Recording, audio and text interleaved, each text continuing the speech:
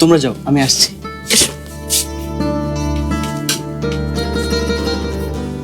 তুই জ্ঞান হারানি কিন্তু ভালোই হয়েছে। আরে দেখছিস না আম্মু আবার কেমন ভালো হয়ে যাচ্ছে। তার মানে কি আম্মু খারাপ ছিল কবে?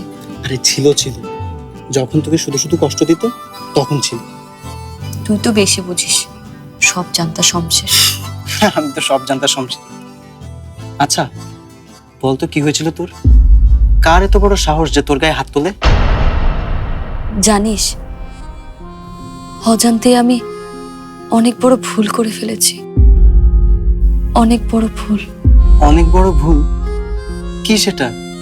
জীবন, একটা মানুষের জীবন না, পুরো পরিবারের জীবন। কি বলছিস আপনি? তুই কি হয়েছে তোর? কিসের জীবন? কিছু না রে, যা তুই ঘুমিয়ে পড়।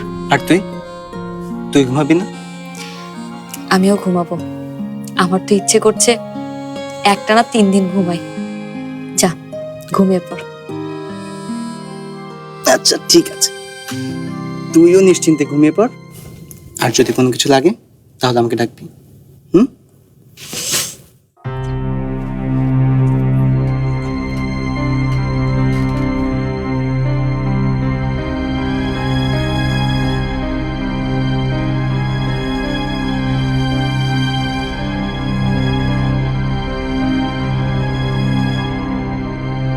আমাকে আমার ভুলের প্রায়শ্চিত্ত করতেই হবে।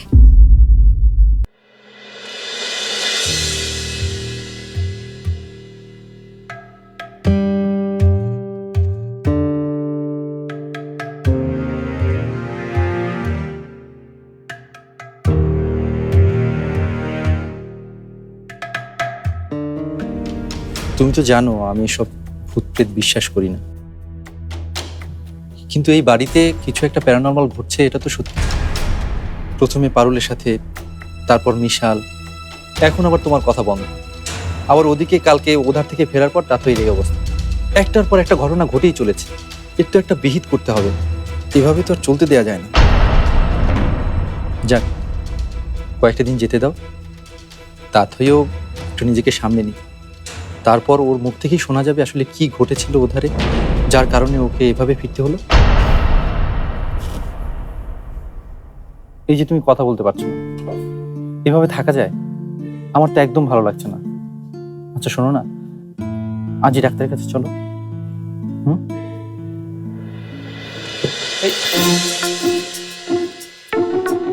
ডাক্তার কাছে যাবে না কিন্তু কেন?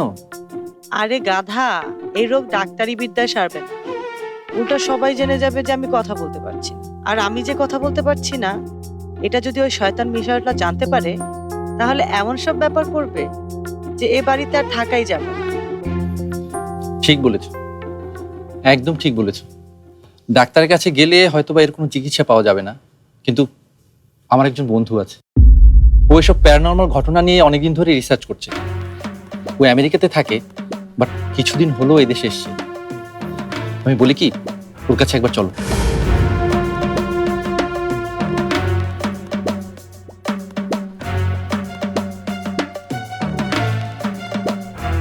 এত উতলা হলো না, আর কয়েকটা দিন দেখি, তারপর না হয় তোমার বন্ধুর কাছে যাব।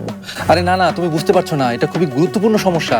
এই সমস্যার যদি এখনই সমাধান না করি, তাহলে পরবর্তীতে বড় আকার ধারণ করবে। এই রাফা,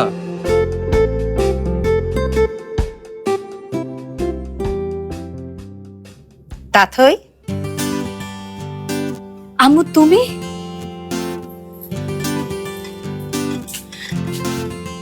আম্মু তুমি এখানে? তোর জন্য নাস্তা নিয়ে এসেছি। তোর পছন্দের চালের আটার রুটি আর গরুর মাংসের ভুনা। এত আয়োজন, কিন্তু কেন? কোনো কারণ নেই।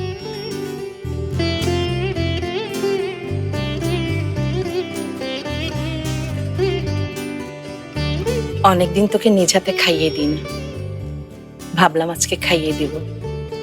আরে মা তো শুধু শাসনের জন্য না, আদরের জন্য, ভালোবাসার জন্য। তোকে অনেক কষ্ট দিয়েছি না?